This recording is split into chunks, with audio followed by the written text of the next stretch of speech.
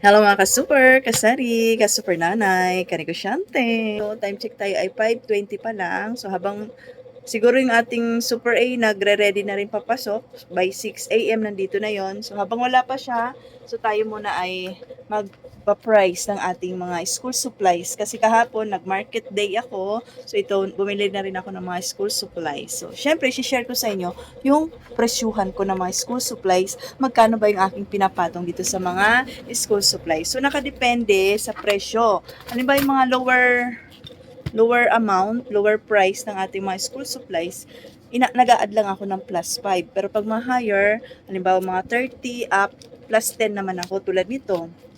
Ang punan nito ay 35.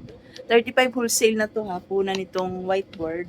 Papatungan lang natin ng 10 pesos. 45 ang ating bentahan nitong whiteboard na ito. So, mura na, di ba? Siguro sa grocery, kasi wholesale ko siya eh. Pero kung retail yon binigay sa akin, ang wholesale kasi sa kanila ay 6. 6 ang wholesale. So, ito ay, kakabili ko lang nito kasi nga may naghanap. So, itong tip ko rin sa inyo mga ka-super kasari, pag may naghanap dyan sa tiyong tindahan, sa next punta mo sa grocery, sa next punta mo sa market, ano na natin, bibilhin na natin. Ganun naman tayo mga super negosyante. Oo. So, dahil nga wholesale, 2, 4, 6. Ang puna nito, 35 isa. So, benta natin ito, 45. Lalagyan na natin yan ng price sa likuran. 45 pesos. So, dito naman, kasi yung iba, nabili ko dun sa Copy Mart, hindi sa wholesale. Kasi yung iba kasi wala doon. Yung ito naman, may naka-price nito ay 15 pesos. 15 pesos. Papatungan ko lang to ng 5. So, ito ay magiging 20 pesos. Tatakpan lang natin yung price na nandito. 20 pesos. Ito naman mga calculator. Syempre, mataas na ang ano nito. Ang punan, 89. Ra-round off natin sa 90. A-add tayo dito ng 20 pesos. So, ito ay magiging 110 na calculator. Dalawa yung klase natin ng calculator. Ito kasi medyo makapal. Meron naman ditong manipis lang. Pero dito sa mga calculator talaga is plus 20 pesos ako. Kasi hindi naman to everyday binibili. Ano lang to, hinahanap nila. So 20 pesos, hindi naman siguro ganun kalaking patong yun. Okay? So dito naman sa mga highlighter nito, plus 5 lang tayo dito. Plus 5 lang tayo dito. Ang punan nito nasa 15 pesos kung i-retail natin. Pero dahil nga wholesale to, 45 ang isang ganito, divide lang mga nasa 12 lang, ganun. So, plus 5. So, gagawin na natin to. 20 ang bentahan ko dito, pero pag nakakabili ako ng medyo mura-mura, 15 lang yon. Pero ito, gagawin natin 20. Dito sa mga correction tape na ito, mga ka-super, ay plus 10 ako dito. Plus 10. 15, so 25 ang bentahan ko nito. Mga correction tape. Tsaka dito sa mga color pencil, plus 10 din ako nito. Plus 10. 48 ang puhunan, round off na natin sa 50, plus 10, 60 tayo dito. Malaki. Yung maliit nito, nasa 30 ang bentahan ko. So dito sa mga brush na ito, plus 10 lang din tayo dito. Okay, pag mga lower amount, mga 5 to 15 pesos, plus 5, pag higher na, plus 10. Ganon. Ito, ang punan nito ay nasa 5 piso. 10 pesos ang aking mga ruler. Okay, so punta tayo dito sa ating school supply section. I-share ko sa inyo yung ibang price ko sa mga school supplies. Okay? So, wait lang. Ayan mga ka-super. So, dito sa ating pentel pen ay 20 pesos yan.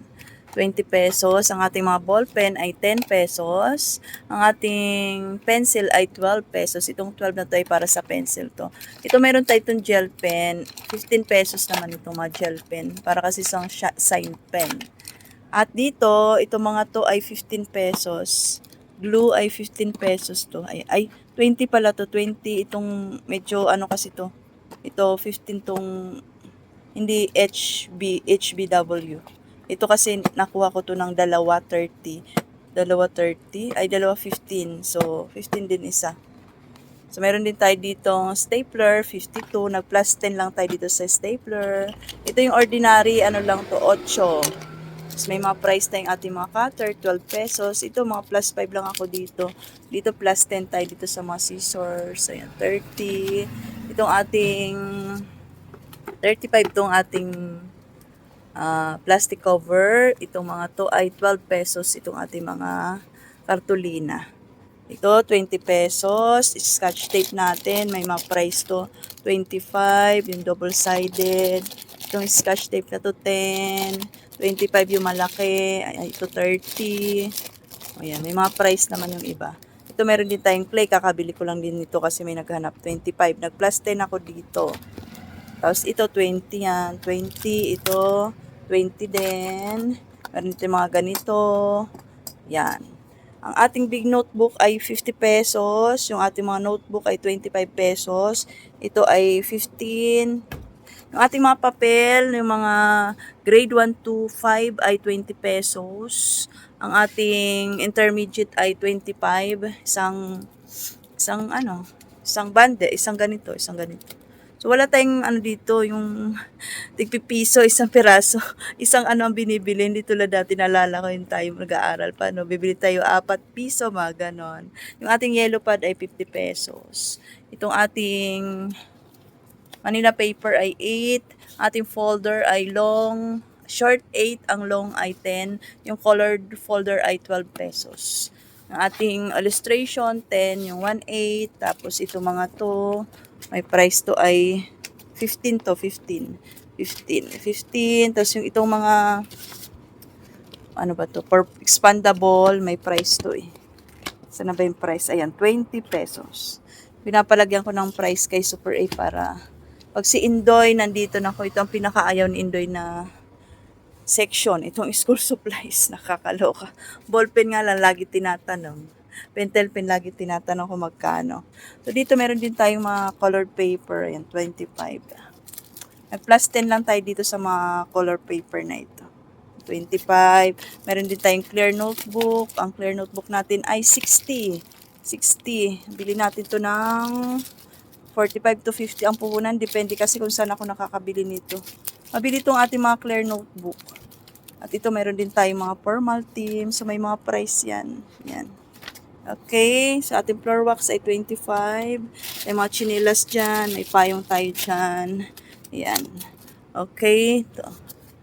Mga index card. Yung index card natin, ito dalawang piraso piso. Yung itong malaki ay piso isa, mga ganon. Yung ating ito 1/4, tapos na ba yung 1/4 natin ay 10 to. 10 isa. Yan. Okay. Ating school supplies, 'di ba? Dito meron pa tayo dito. Ito naman nag-plus 20 lang ako dito. 100 yung ating plastic envelope. 100. Ayan o, 100. Meron din tayong mga ID lace, sticky note. Ayan. Okay. Nagpawisan ako doon ang aga. O siya. So dito, lalagyan ko muna ng price yung resibo natin para pagdating ni Super A, mag-price na lang siya. Lalakad na siguro yung papasok. Okay, so yun lang. Thank you for watching. Good morning.